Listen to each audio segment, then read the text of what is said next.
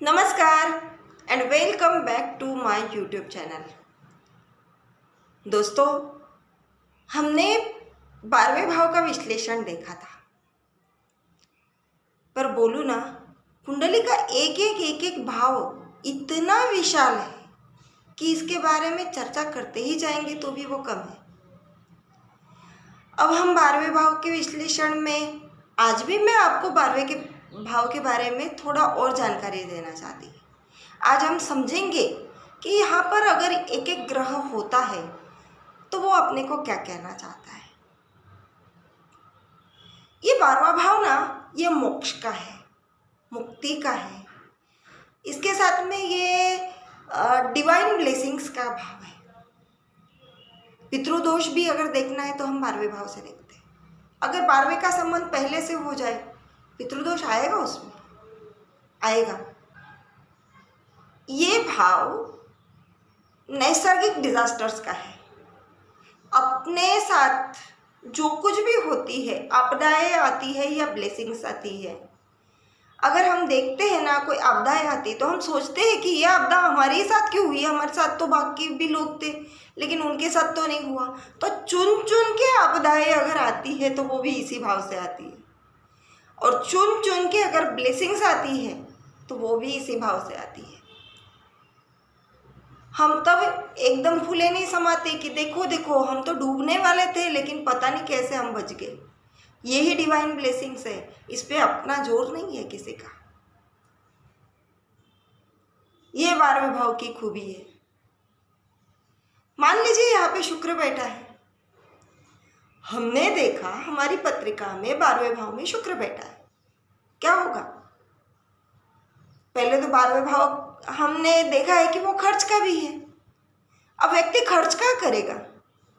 खर्च तो वो महंगी महंगी चीजें खरीदने में खर्च करेगा, लेकिन यहाँ पर शुक्र उच्च का है। उस शुक्र के पास वो बुद्धि है कि वो जहाँ पर खर्च कर रहा है वहाँ पर वैल्यू फॉर मनी है। वो अपने पार्टनर्स के लिए खर्च करेगा, अपने परिवार के लिए खर्च करेगा, अपने पति पत्नी के लिए वो खर्च होगा। शुक्र की एक खासियत है, शुक्र अगर 12वें में है, आपको कोई चीज़ पसंद नहीं आएगी जल्दी, और अगर चीज़ पसंद आती है तो उसका ब्रांड क्या है वो आप नहीं देखते। आपको वैल्यू फॉर मनी पता है।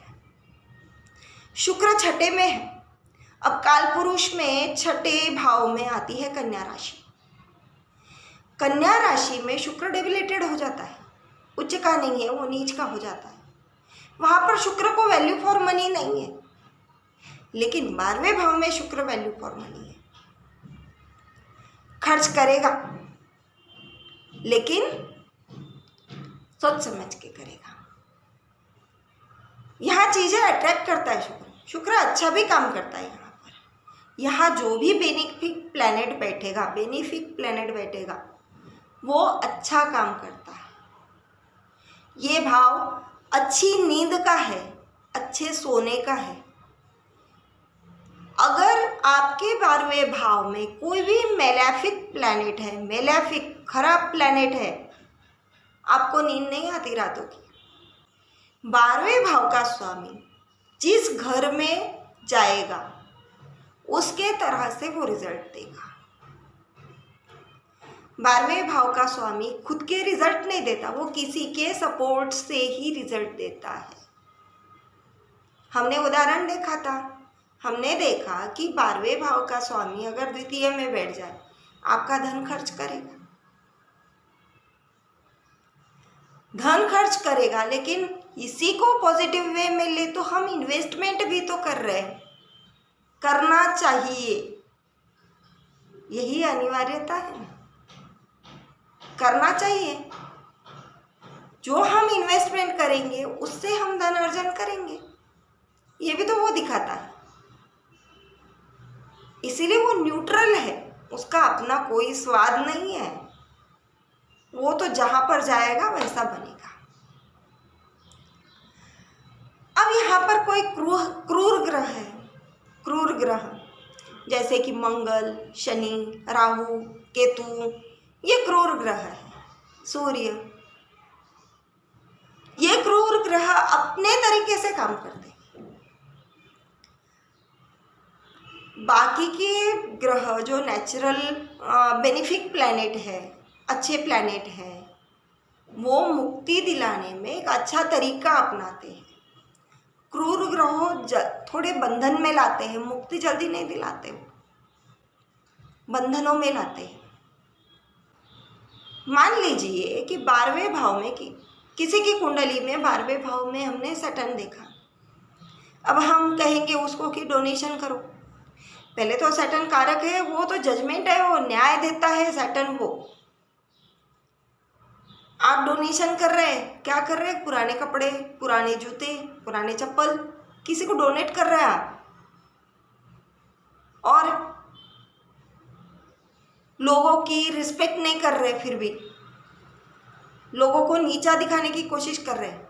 सैटर्न वो बात बताता है कि जहाँ अपने से नीचे स्तर के लोग हैं उनकी रिस्पेक्ट करो, उनको दान करो, उनके लिए कुछ अच्छा सोचो। सैटर्न वो जज करता है आपको। लेकिन आप क्या कर रहे हैं? पुराने कपड़े डोनेट कर रहे हैं, लोगों को गाली गलौज कर रहे हैं, आसपास पड़ोसियों को गाली गलौज कर रहे हैं। अब सैटर्न यहाँ पर जिस राशि में बैठा है उस तरह के अगर आप गुण ला रहे हो, अभी सपोज वो जेमिनी में मिथुन राशि में बैठा है। मिथुन राशि कालपुरुष कुंडली की 3रे भाव की राशि है। 3रा भाव अपने से छोटे भाई बहन है, अपने से पड़ोस वाले लोग हैं। अब अगर उनको आप गाली गलौज कर रहे हैं, उनसे बेवजह झगड़े कर रहे, सैटर्न खुश होगा क्या? नहीं होता, बंधन में बांधता है। हमने देखा यहाँ पर मंगल है। अब इस भाव में अगर 12वें भाव में मंगल बैठा है, आपकी ज़मीन आपके काम नहीं आएगी, आपका खून आपके लिए बॉडी में चल रहा है, वो खून भी आपके लिए काम नहीं आएगा, और आपकी आगे आने वाली जनरेशन भी आपके काम नहीं आएगी।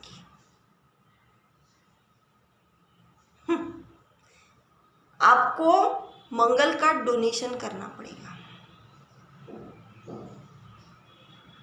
नहीं तो यहाँ पर बैठा मंगल अगर वो शनि के साथ कुछ हो रहा है, उसका युति संबंध, दृष्टि संबंध या शनि के साथ बैठा है, आपको हाई बीपी करा देगा।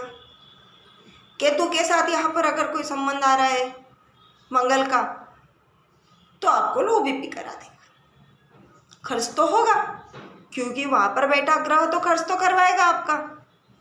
अब अगर वो खर्च करवाता है तो बीपी, खून से संबंधित बीमारियां, इसके कारण आप दवाखाना जाएंगे, हॉस्पिटल में बिल पे करेंगे।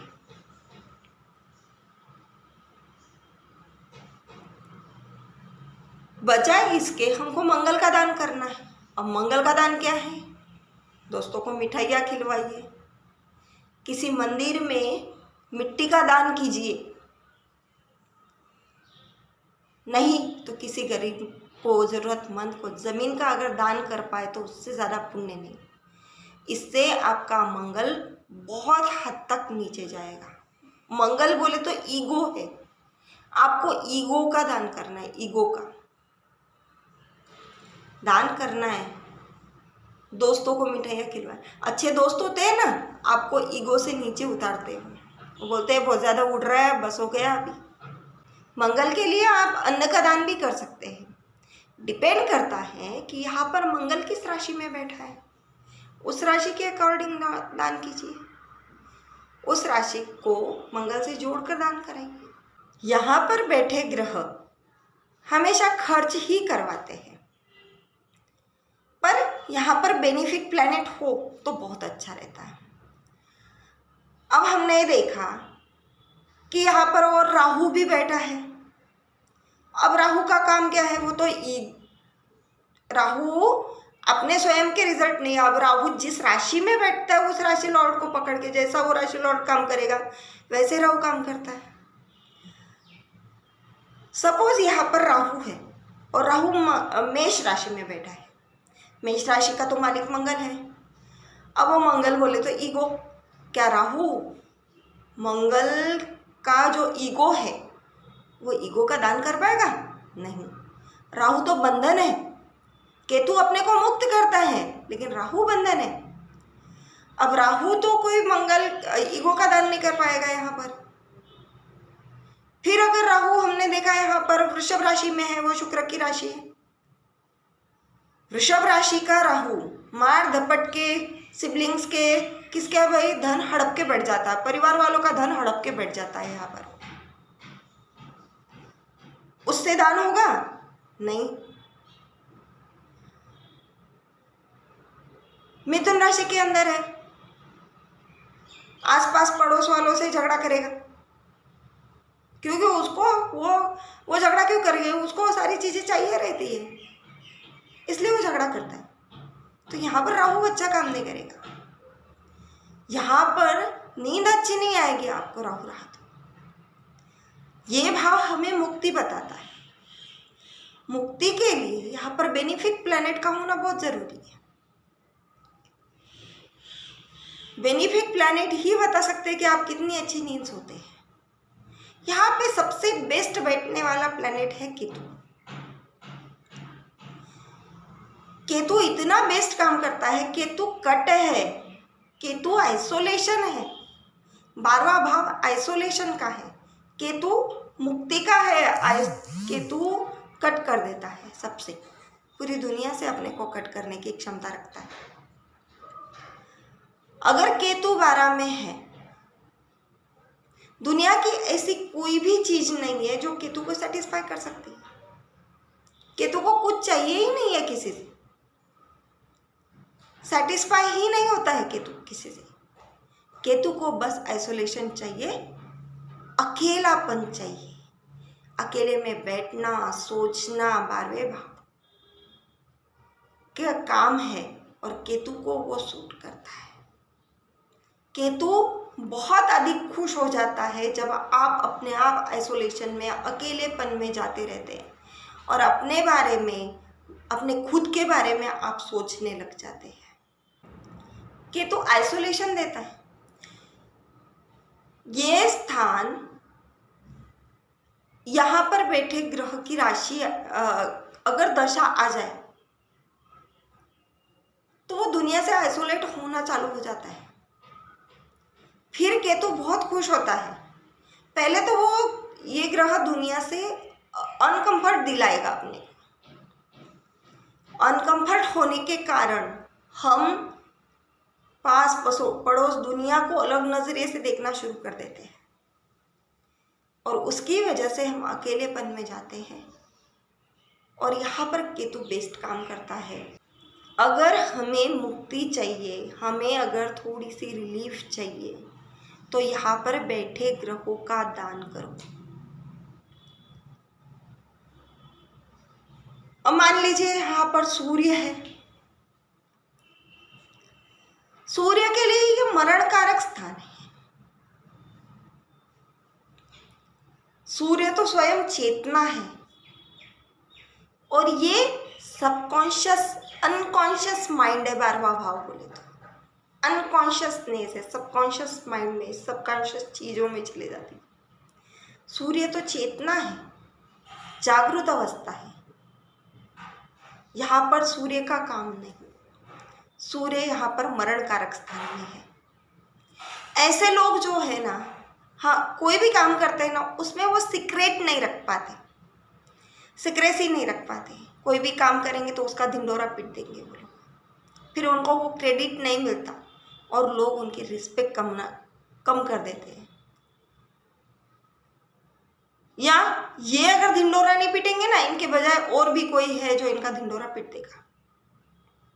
इसीलिए यहाँ पर सूर्य अच्छा काम नहीं करते। और गुरु है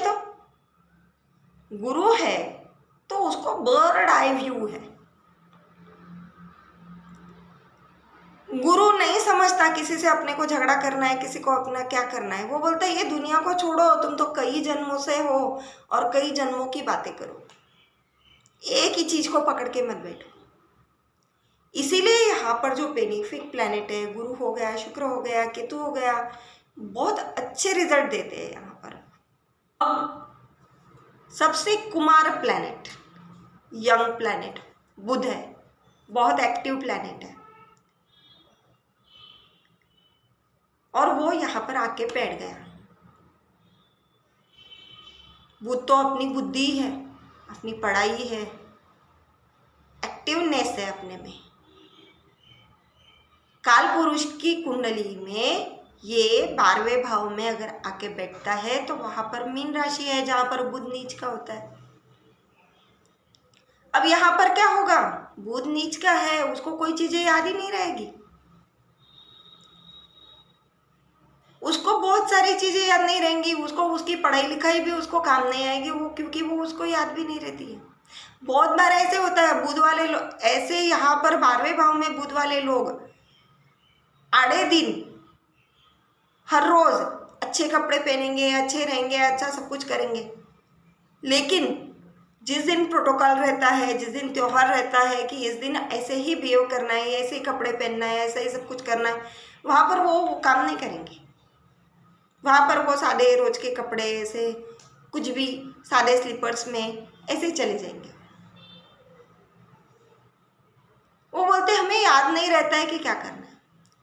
बुध वो चीज़ है जहाँ हमने पूर्व जन्म में अगर किसी बात में, किसी स्किल में एकदम महारत हासिल की है, यहाँ पर वो जो बुध आया है, वो जो पिछले स्किल के कारण हम में जो घमंड चढ़ गया था,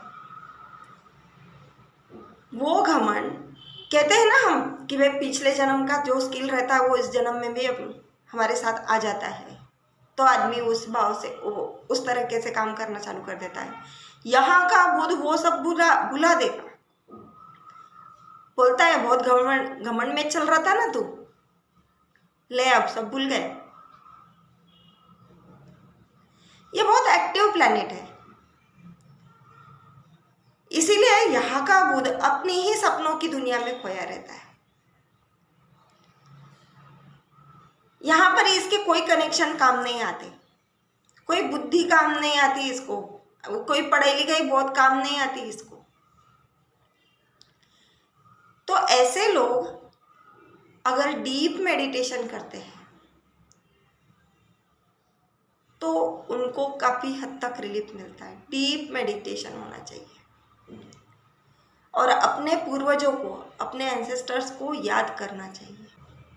यहाँ पर बुध वाले लोग और क्या होता है उनका, जितनी भी वो पढ़ाई करते हैं ना, वो पढ़ाई उनके बहुत काम नहीं आती है, और उस पढ़ाई पर उन्होंने जो खर्च किया है वो खर्च ऐसा होता है कि जैसे कि उन्होंने किसी को दान में दे दिया, क्योंकि ना तो वो अपनी डिग्रियाँ यूज़ कर पाते हैं, ना अपने स्किल यूज़ कर पाते हैं, ना अपना टैलेंट यूज़ कर पाते हैं, क्योंकि बुध यहाँ पर नीच का हो जाता है। तो दोस्तों 12वें भाव में जो ग्रह बैठे हैं हमारी कुंडली में, वो हम पर क्या इफ़ेक्ट करते हैं ये हमने देखा। आशा करती हूँ आपको आज का ये टॉपिक बहुत अच्छा लगा होगा। पसंद आए तो लाइक सब्सक्राइब ज़रूर करना दोस्तों। धन्यवाद।